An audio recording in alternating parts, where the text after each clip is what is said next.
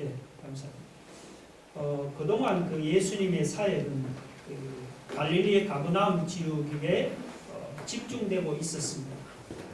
그러다가 오늘 누가복음 8장에 와서는 예수님이 그 가버나움을 넘어서 갈릴리 지방의 각 성과 마을을 두루 다니시면서 그 복음을 전했습니다. 그런데 이 복음 전하는 일을 예수님이 혼자 하지를 않았습니다. 오늘 본문 1절로 3절을 보시면은 예수님과 함께 그 복음 전도에 동행하는 사람들의 이름이 거기에 기록되어 있습니다. 근데 이들의 이름을 살펴보면은 크게 그 실망하지 않을 수가 없습니다. 왜냐하면은 예수님의 동역자들이라는 사람들 중에서 권세 있는 사람이나 혹은 힘 있는 사람을 찾아볼 수가 없기 때문입니다. 예수님의 동역자들이라고는 예수님이 세우신 그 12제자들과 그리고 예수님의 일행을 재정적으로 후원하는 몇 명의 그 여자들이 전부였습니다. 아시다시피 예수님 12제자는 모두가 그 하청 계급 출신이었습니다. 베드로나 안드레나 야고보나 요한은 갈릴리 호수에서 고기 잡던 어부아니었습니까? 그리고 레위는 유대인들이 멸시하던 세리였습니다.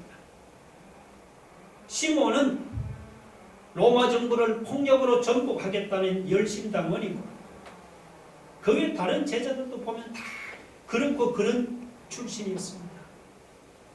12제자들 중에 엘리트나 상류층에 속한 사람은 한 명도 없었습니다.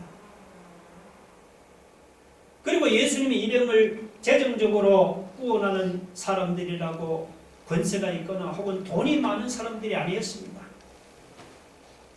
2절 3절 한번 보세요. 또한 악귀를 쫓아내심과 병고침을 받은 어떤 여자들 곧 7 귀신이 나간 자 막달라인이라 하는 마리아와 헤롯의 청지기 구사의 아내 요한나와 수산나와 다른 여러 여자가 함께하여 자기들의 소유로 그들을 섬기더라 했습니다. 권세가나 재력가는 고사하고 몇몇 여자들이 자기 돈을 풀어서 재정적으로 후원을 했습니다. 물론 후원하는 여자들 중에는 헤롯 왕의 청지기 같은 고위층 부인도 있었습니다. 그러나 귀신 들렸다가 고침을 받는다든지 혹은 병 고침을 받은 여자들이 대부분이었습니다. 예수님의 후원자나 동역자들 중에는 세상적으로 권세가 있거나 힘 있는 사람을 찾아볼 수가 없습니다. 자, 여러분, 세상적으로 볼 때는 권세 있는 사람이나 혹은 돈 있는 사람이나 지식 있는 사람이 예수님을 섬기면은 예수님 복음을 전하는 게 훨씬 많은 그 도움이 될 것 같지 않습니까? 그런데 예수님은 그렇게 일하지를 않았습니다. 예수님은 세상적으로 별 볼 일 없는 제자들과 동역하고 세상적으로 멸시를 받은 여자들의 후원을 받으면서 복음 전하는 일을 하셨습니다. 그래서 사도 바울이 고린도 교인들에게 이렇게 말을 했습니다. 고린도전서 1장 26절을 같이 한번 봅시다. 다 같이. 자, 시작. 형제들, 너희를 부르심을 따라 육체를 따라 지혜로운 자가 많지 아니하며 능한 자가 많지 아니하며 문벌 좋은 자가 많지 아니하도다. 교회를 섬기는 사람들 중에 지혜로운 자가 많지 아니하고 능한 자가 많지 아니하며 문벌 좋은 자가 많지 않다는 그런 말입니다. 예수님 때만 그런 것이 아닙니다. 지금도 교회를 섬기는 사람들을 보면은 돈이 있거나 권세가 있거나 배운 것이 많아서 교회를 섬기는 것이 아닙니다.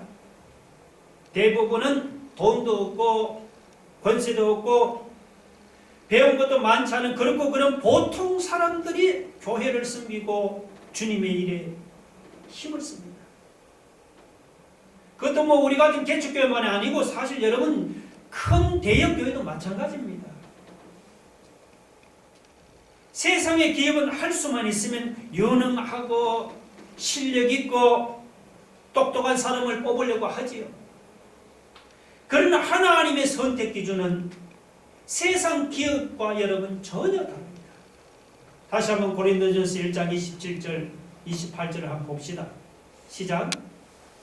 그러나 하나님께서 세상에 미련한 것들을 택하사 지혜 있는 자들을 부끄럽게 하려 하시고 세상에 약한 것들을 택하사 강한 것들을 부끄럽게 하려 하시고 하나님께서 세상에 천한 것들과 멸시받는 것들과 없는 것들을 택하사 있는 것들을 폐하려 하시나니. 하나님은 세상적으로 유능하고 실력이 있고 똑똑한 자를 택하는 것이 아닙니다.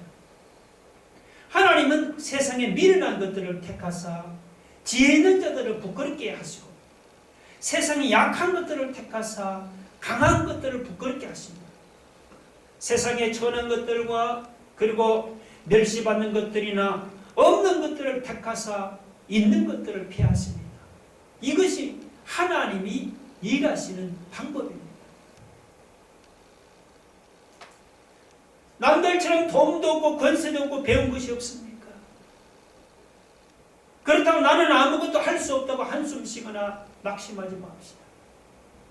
하나님이 은혜를 주시고 하나님이 능력을 주시면은 돈 없고 권세 없고 배운 것이 없어도 여러분 돈 있는 사람이나 권세 있는 사람이 배운 사람이 할 수 없는 큰 일도 할 수가 있는 거예요. 예수님의 제자들이 그랬고 여자들이 그랬지 않습니까? 오늘 우리도 제자들처럼 여자들처럼 예수님의 일에 우리가 크게 쓰임받기를 원하신다면 여러분 세상 돈이나 권세나 지식을 구할 것이 아니고 하나님이 주시는 은혜와 능력 받기를 사모하기 바랍니다. 하나님이 주시는 은혜와 능력이 함께하면 비록 세상적으로는 가진 것이 없고 권세가 없고 배운 것이 없어도 큰 일을 감당할 수 있을 줄로 믿으시기 바랍니다. 아멘. 그 다음 우리가 4절로 15절은 우리가 잘 아는 씨 뿌리는 비유죠. 씨를 뿌리는 사람이 그 씨를 뿌리는 거예요. 어떻게 해요? 들은 길가에 떨어짐에 밟히며 공중의 새들이 그 씨를 먹어버렸습니다. 또 들은 바위 위에 떨어지면 삭이 났다가 습기가 없으므로 말라 죽어버렸습니다. 또 들은 가시떨기 속에 떨어지면 가시가 함께 자라서 기운을 막았어. 더 이상 자라지를 못하고 죽어버렸습니다. 반면에 좋은 땅에 떨어진 씨는 잘 자라서 100배의 결실을 맺게 되었습니다. 자, 여러분, 이 씨 뿌리는 비유에서 중요한 것은 씨가 아니고 씨가 떨어지는 땅의 상태가 중요합니다. 농부가 뿌린 씨가 길가나 바위 위나 가시떨기에 떨어진 씨는 어떻게 해요? 자라지를 못하고 말라 죽어버렸습니다. 반면에 좋은 땅에 떨어진 씨는 잘 자라서 100배의 결실을 맺게 되었습니다. 예수님이 씨 뿌리는 비유에서 이 씨가 뭐냐? 이 씨는 11절에 보면은 하나님의 말씀을 가르친다고 주님이 해석해 주셨습니다. 반면에 씨가 떨어지는 땅이 구체적으로 무엇을 가르치는지는 예수님이 직접 해석해 주지는 않았습니다. 그러나 여러분이 그 밑에 12절로 15절을 쭉 읽어보시면은 이 씨가 떨어지는 땅은 하나님의 말씀을 받아들이는 사람의 그 마음의 상태를 가리키는 것이 분명합니다. 자, 농부가 똑같은 씨를 뿌렸지만 씨가 떨어지는 땅의 상태는 혹은 길가, 혹은 바위, 또 혹은 가시떨기, 혹은 좋은 땅 등등 다 다르지를 않습니까? 마찬가지로 목사님이 똑같은 하나님의 말씀을 지금 선포하지만 그 말씀을 받아들이는 여러분의 마음의 상태도 뭐냐? 어떤 분은 길가 마음, 혹은 바위, 혹은 가시떨기, 혹은 어떤 분은 좋은 땅과 같이 사람에 따라 그 마음이 다 다르다는 거예요. 자, 그러면 이 길가와 같은 마음은 어떤 마음일까요? 여러분이 어느 마음이 같이 여러분 마음인지 한번 스스로 속으로 한번 생각을 해보세요. 자, 길가에 떨어진 씨는 땅에 떨어지자마자 지나다니는 사람들의 발에 밟혀버리기 때문에 땅에 뿌리를 내리지를 못하죠. 길가에 떨어진 씨는 그 땅 위에 그대로 있다가 새들이 와서 먹어버리면 그것으로 끝입니다. 이 길가와 같은 마음이 어떤 마음인지 예수님께서 12절에서 잘 해석을 했습니다. 자, 12절 보세요. 길가에 있다는 것은 말씀을 들은 자니 이에 마귀가 가서 그들이 믿어 구원을 얻지 못하게 하려고 말씀을 그 마음에서 빼앗는 것이요. 그러니까 말씀을 듣기는 하는데 그 말씀을 믿어서 구원을 얻지 못하도록 마귀가 말씀을 그 마음에서 빼앗아 가버리는 사람이 길가와 같은 마음이에요. 하나님의 말씀을 듣고 믿어서 구원을 얻지 못하도록 마귀가 하나님의 말씀을 빼앗아 가버리는데 말씀을 들어본들 무슨 유익이 있겠습니까? 이런 사람은 아무리 하나님의 말씀을 들어도 마음에 감동도 없고 깨닫는 것도 없어요. 교회 나와서 하나님의 말씀을 듣고 이렇게 설교를 듣지만 변화도 없고 열매도 없습니다. 그냥 근성으로 말씀을 듣기만 할 뿐입니다. 그런데 이렇게 길가에 있는 땅이라고 어때요? 처음부터 단단하고 굳은 땅이 아니죠. 처음에는 아주 부드럽고 고운 땅이었습니다. 그런데 이 사람 저 사람 지나다니다 보니 그만 단단해지고 굳은 땅이 되어버렸습니다. 사람의 마음도 처음 예수 믿을 때는 참 부드럽습니다. 부드러워요. 처음 예수 믿을 때는 마음이 부드러워서 무슨 말씀을 전해도 아멘, 아멘 하면서 잘 받아들여요. 그러면 처음에 이렇게 부드러운 마음이 예수님을 믿을수록 더욱더 어때요? 부드러워져야 되지 않습니까? 그런데 그렇지 않는 경우가 있습니다. 처음에는 은혜 받고 부드러웠던 마음이 세월이 지날수록 더 부드러워지는 게 아니고 오히려 어때요? 더 굳어지고 더 단단해지는 겁니다. 이런 사람은 마귀가 말씀을 빼앗아 가버리기 때문에 말씀을 들어도 은혜가 안 되고 하품만 나올 뿐입니다. 자, 그러면 여러분, 처음에는 은혜 받아서 부드러웠던 마음이 나중에는 왜 이렇게 길가와 같이 단단하고 굳은 마음으로 변해버립니까? 그 이유는 뭔가 하니까 여러분, 세월이 지날수록 마음이 말이죠, 악한 세상으로 자꾸 물들었기 때문입니다. 처음에는 은혜 받아서 부드러웠던 마음이 세월이 지날수록 세상 욕심이나 혹은 세상 재미나 세상의 쾌락에 물들다 보니까 자기도 모르게 그만 길가와 같이 단단하고 굳은 마음으로 변해버리기 때문입니다. 오늘 우리 중에도 설교를 들어도 은혜가 안 되는 사람이 있습니까? 은혜는 고사하고 무슨 말인지 깨달아지지도 않고 하품만 나오고 혹시 졸리는 사람이 없습니까? 그런 사람의 마음이 바로 뭐죠? 길가와 같은 마음입니다. 마음이 세상의 욕심과 그리고 세상의 재미에 물들었어. 나도 모르게 길가와 같이 내 마음이 굳어지고 단단해졌어. 설교를 들어도 은혜가 안 되고 하품만 나오는 것입니다. 자, 그런 사람은 설교를 탓하기 전에 먼저 세상에 물든 자기 마음을 탓해야 합니다. 내 마음이 이렇게 세상 욕심과 세상 재미에 물들어서 이렇게 굳어지고 딱딱해졌구나. 그래서 설교를 들어도 은혜도 안 되고 무슨 말인지 깨달아지지 않는구나. 이렇게 회개하면서 먼저 세상적에게 물든 자신의 굳어진 마음부터 갈아엎을 수 있기를 바랍니다.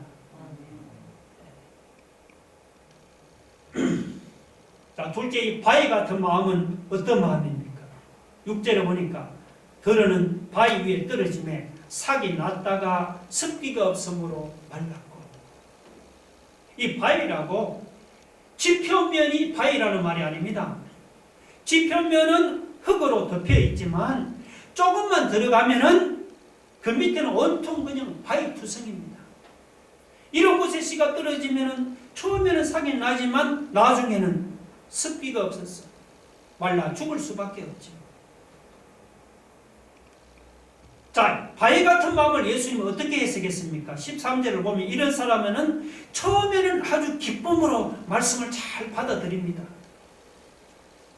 처음에는 은혜를 받아서 믿음 생활을 잘하는 것까지 보입니다. 그래서 말이죠, 은혜를 받으면은 안 나오던 새벽 기도까지 나와서 보면 막 목사보다 더 뜨겁게 막 기도합니다. 근데 문제는 뭐죠?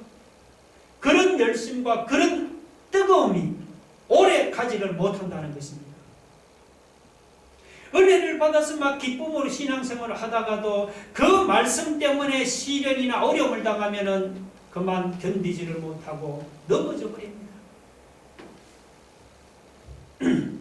목회를 오래 하다 보면요, 이런 사람을 종종 만납니다. 그렇다고 무슨 큰 시련이나 큰 무슨 환난을 당한 것이 아닙니다. 살다 보면 당할 수 있는 그런 작은 시련이나 작은 환난이에요. 설교를 들었더니 아멘 아멘 하면서 은혜를 받던 사람이 그 말씀 때문에 당하는 작은 시련이나 작은 환난 하나를 견디지를 못해서 그만 넘어져 버립니다. 이런 사람이 바로 어떤 사람이요? 바위 같은 마음을 가진 사람이에요. 겉으로는 은혜를 받은 마음을 가지고 있는데 속으로 조금만 들어가면은 그 마음에 커다란 바위가 자리 잡고 있는 거예요. 마음속에. 여러분 마음속에 바위가 없으면 바위 덩어리가 없습니까? 그런 사람은 마음에 말씀이 떨어져도 그 마음의 바위 때문에 말씀이 뿌리를 내리지를 못합니다. 그리고 말씀이 이렇게 뿌리를 내리지를 못하니까 어때요? 작은 시련이나 어려움을 당해도 그만 넘어지고 마는 거죠. 여러분, 내 마음에 어떤 바위 덩어리가 자리 잡고 있습니까? 불신의 바위 덩어리가 자리 잡고 있습니까? 분노의 어떤 바위 덩어리가 여러분 마음에 자리 잡고 있습니까? 아니면 어떤 미움이나 정오 같은 그런 죄악의 바위 덩어리가 내 마음속에 자리 잡고 있습니까? 그 바위 덩어리 때문에 말씀이 내 마음에 뿌리를 내리지를 못합니까? 그러면 여러분, 내 말씀이 뿌리 내리는 것을 방해하는 바위 덩어리를 내 마음에서부터 여러분이 몰아낼 수 있기를 바랍니다. 그 다음 세 번째로, 이 가시떨기 같은 마음은 어떤 마음입니까? 자, 이 경우는 땅이 좋아서 뿌리는 잘 내리는데 새싹이 위로 올라가지를 못해요. 7절 보세요. 더러는 가시떨기 속에 떨어짐에 가시가 함께 자라서 기운을 막았고 위에 가시떨기가 덮고 있으니 새싹이 자라지를 못하죠. 결국에는 어린 새싹이 가시떨기 그 기운이 막혀서 자라지를 못하고 죽어버리잖아요. 자, 이 가시떨기 같은 마음이 어떤 마음인지 예수님이 14절에서 이렇게 해석을 했어요. 14절 한번 보세요.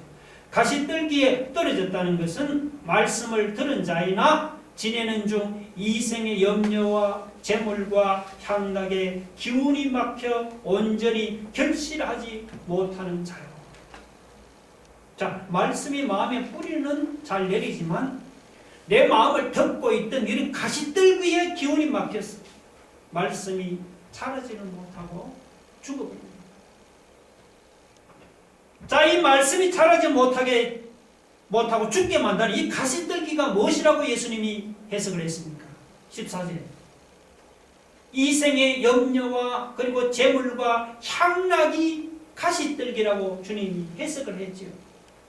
그렇습니다. 세상 염려와 쓸데없는 근심 걱정이 우리 믿음을 죽게 만드는 가시떨기입니다. 여러분 실제로 주변을 보시면요, 마음으로는 참 믿음 생활을 잘해보고 싶은데 쓸데없는 세상 염려, 근심, 걱정이 너무 많아요. 보면 말이죠. 그런 염려, 근심, 걱정 때문에 믿음 생활을 제대로 못하는 사람이 많이 있습니다. 두 번째는 뭡니까? 재물이 믿음을 죽게 만드는 가시떨기. 돈의 욕심을 부리다 보니까 믿음 생활을 제대로 할 여유가 없습니다. 이런 사람도 참 많아요. 실제로 주변에 보면은 돈의 욕심을 품고 막 그냥 돈 하다가 돈을 벌느냐 하면 돈도 못 벌고, 그리고 가지고 있던 믿음마저 팔아먹는 사람이 한두 명이 아닙니다. 그래서 사도 바울은 디모데전서 6장 10절에서 돈을 탐내는 자들이 미혹을 받아서 믿음에서 떠나게 된다고 엄하게 경고했습니다. 이 재물에 대한 욕심이 믿음에서 떠나게 하는 거죠. 셋째는 뭡니까? 세상 향락, 믿음을 죽게 만드는 가시떨기예요. 처음에는 말씀이 마음에 들어서 은혜도 받고 믿음도 잘합니다. 그런데도 뭐지, 한편에서는 세상에 대한 향락을 끊지 못해서 늘 믿음 생활을 하면서 한 발은 교회에 두고 또 한 발은 세상에 두고 살아갑니다. 이렇게 세상 향락이나 세상 재미를 끊지 못하고 세상과 교회사에서 왔다 갔다 하다가 결국은 믿음에서 떠나버리는 사람이 있습니다.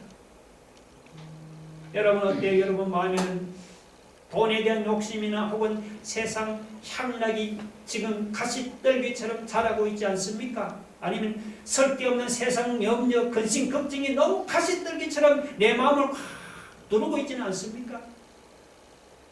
그러면 내 믿음도 그 가시떨기의 기운이 막혀서 자라지를 못하고 그만 죽어버립니다.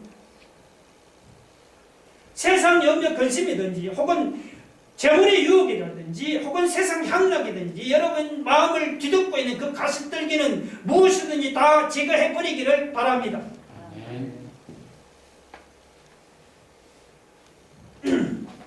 마지막으로 이 좋은 땅 같은 마음은 어떤 마음입니까? 8절에 보면 들으는 좋은 땅에 떨어지네 나서 100배 결실을 하였느니라. 그렇죠? 좋은 땅에 떨어진 씨는 잘 자라서 나중에 100배의 결실을 맺습니다. 자, 이 좋은 땅 같은 마음이 어떤 마음인지 주님이 15절에서 이렇게 해석을 했습니다. 보세요.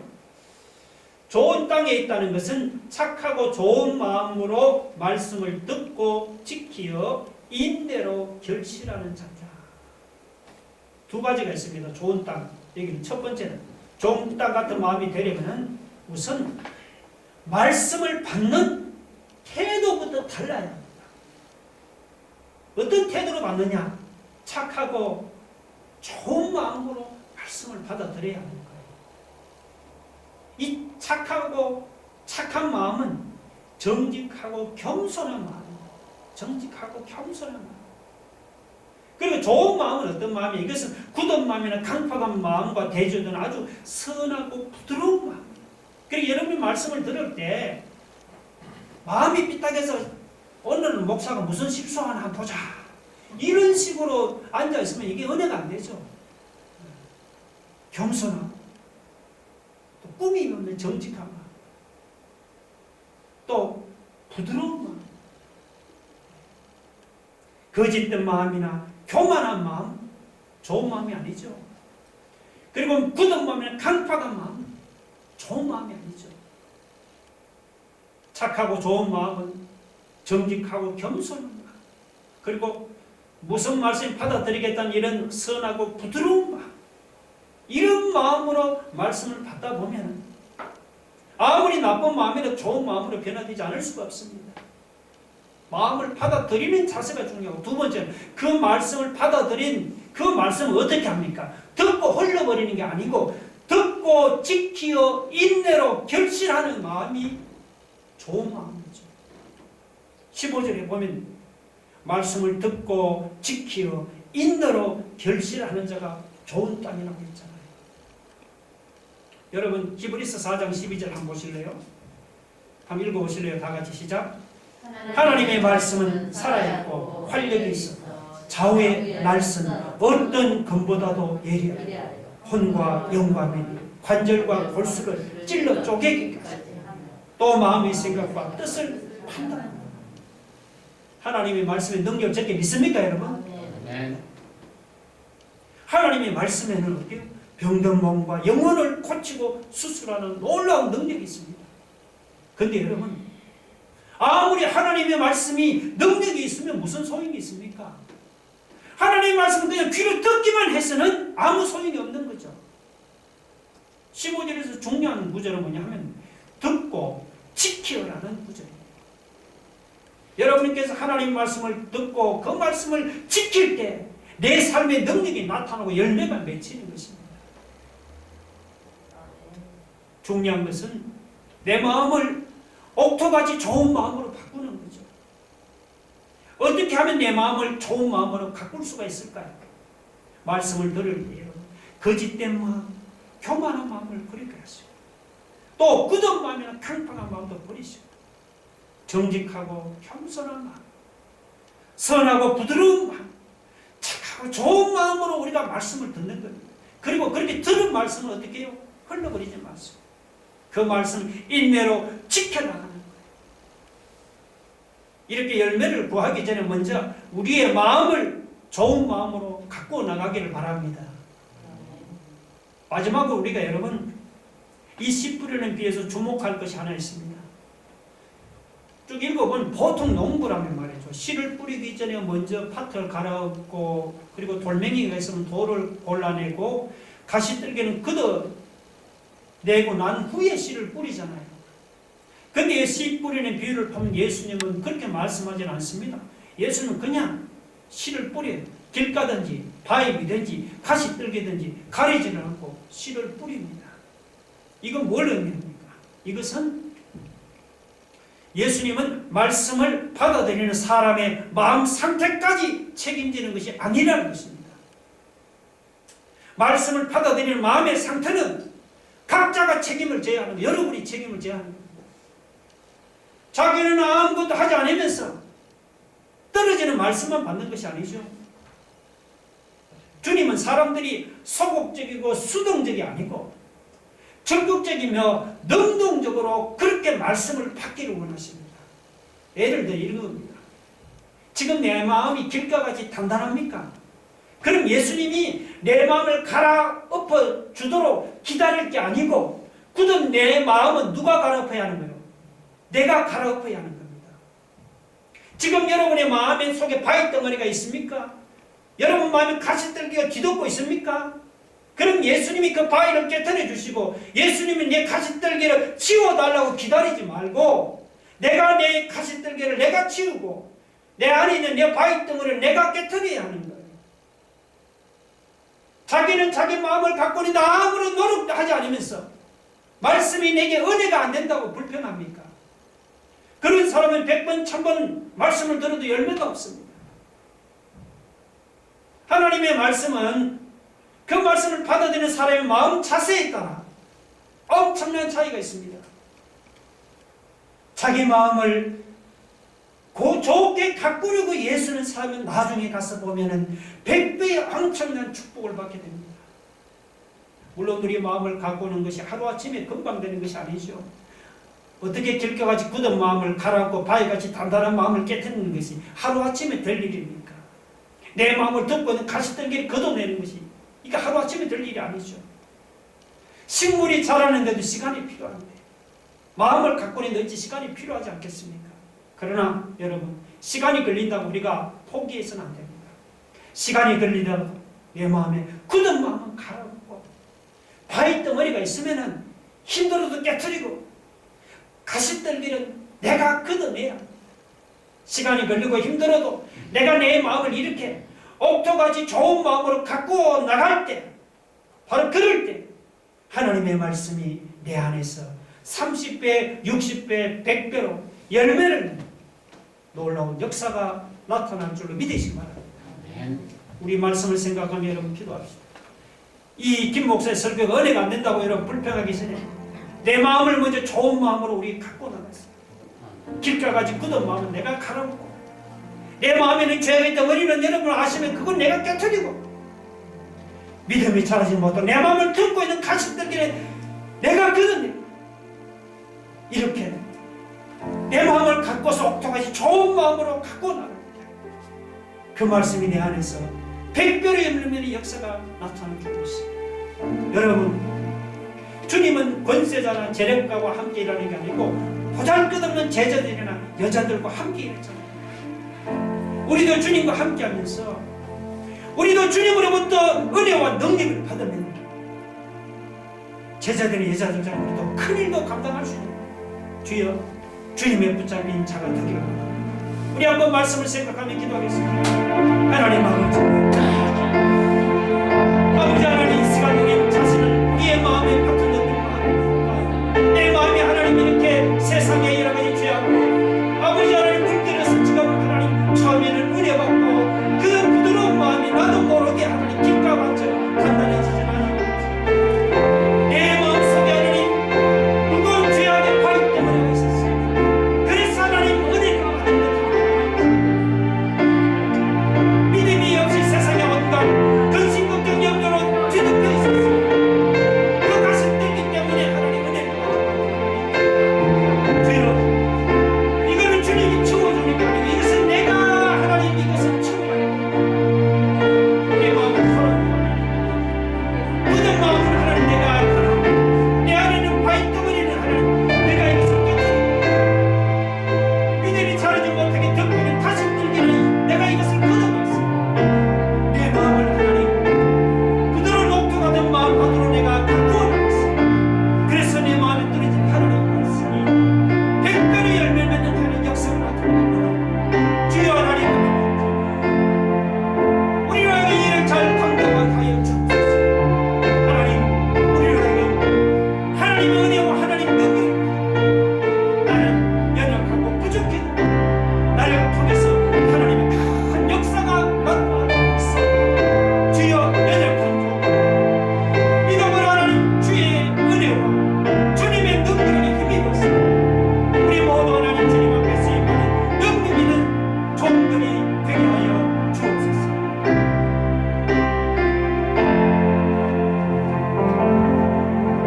예수님 이름으로 기도를 합니다. 우리 다 같이 기도해서